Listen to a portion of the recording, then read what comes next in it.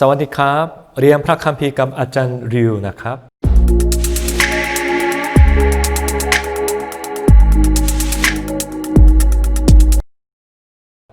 พระคัมภีร์มีทั้งหมด66เล่มภาคพันธสัญญาเก่ามี39เล่มภาคพันธสัญญาใหม่มี27เล่มทั้งหมด66เล่มนะครับ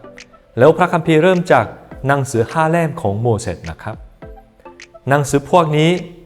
เป็นหนังสือที่โมเสสเขียนอพยพบทที่33ข้อที่11ก็ได้แนะนำโมเสสเป็นเพื่อนมิตรสหายของพระเจ้าเป็นเพื่อนมิตรสหายที่พระเจ้าสนทนากับเขาอย่างใกล้ชิดโมเสสก็ได้เข้าใจเรื่องการทรงสร้างของพระเจ้าเรื่องอับราฮัมอิสอัคยาโคบโยเซฟซึ่งเป็นเรื่องราวที่โมเสสไม่เคยเห็นด้วยตาของเขาแต่เขาได้ฟัง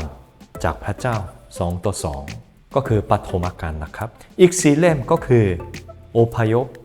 เลวีนิตีการดานวิถีแล้วเฉลยธรรมบัญญัติ4เล่มนี้เป็นเรื่องที่โมเสสได้ประสบการณ์ด้วยตัวเอง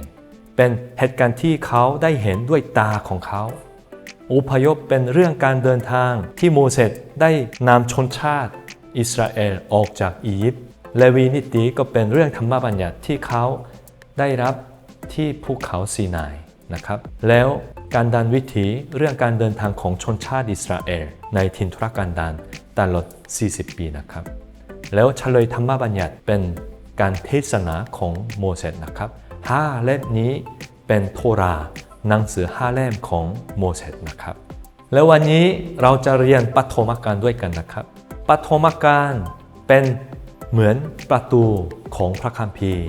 ให้เราเปิดและเข้าในพระคัมภีร์ด้วยกันนะครับเพราะว่าปฐมกาลเป็นหนังสือที่แรกในพระคัมภีร์ทั้งหมด66เล่มเริ่มจากเรื่องการทรงสร้างของพระเจ้าแล้วมีคริสเตียนหลายคนก็มีความสงสัยว่าทำไมพระเจ้าสร้างต้นไม้แห่งการรู้ความดีและความชั่วทำไมพระเจ้าต้องห้าม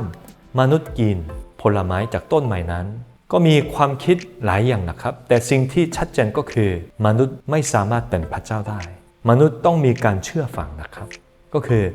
พระเจ้าให้มีความแตกต่างกันระหว่างพระเจ้าผู้ทรงสร้างและมนุษย์ฝ่าย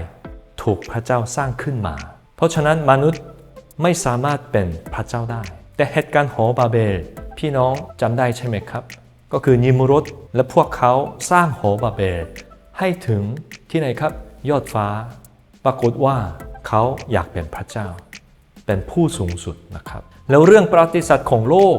ก็เป็นเรื่องอาณาจักรที่มนุษย์อยากเป็นพระเจ้าอย่างสม่ำเสมอแต่พระเจ้าไม่พอพระทัยนะครับแล้วพระเจ้าก็เริ่ม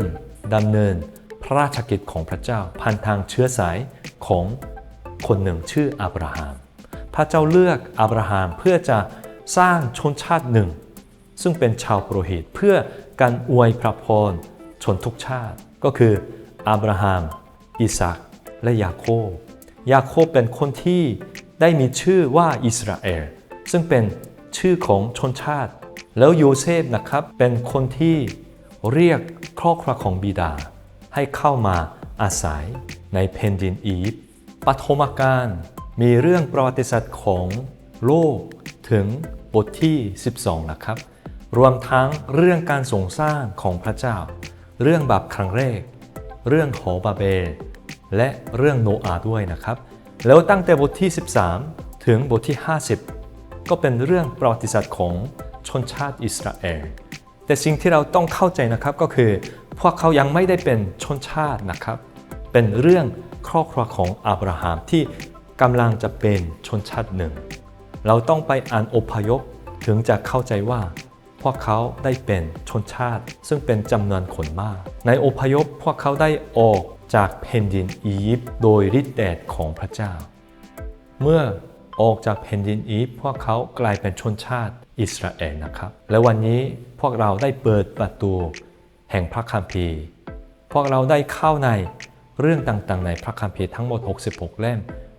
ตั้งแต่วันนี้นะครับเปิดเรียงนะครับแล้วคราวหน้าเราจะศึกษาพระคัมภีร์ตั้งแต่อพยพแล้วเลวีนิตีด้วยกันนะครับวันนี้ขอบคุณมากนะครับแล้วเจอกันคราวหน้า ขอพระเจ้าอวยพรทุกท่านนะครับ สวัสดีครับ